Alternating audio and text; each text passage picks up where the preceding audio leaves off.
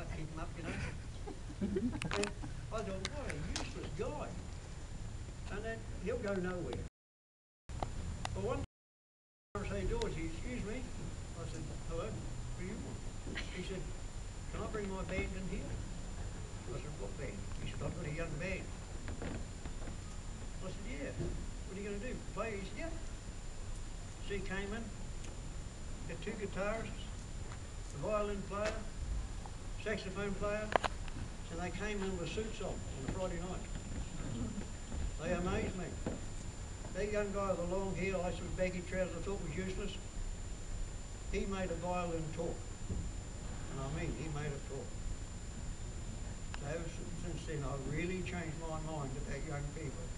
I never judge them by what they look like. If you do, you're going to get shot somewhere.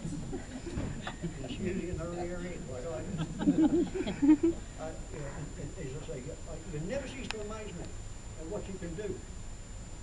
And you're the future generation to run the country and look after my pension. The government does that. What pension? But it's great. It's good to see you here. What I'm going to do now, I'm going to, before I get these gentlemen here to speak, I want to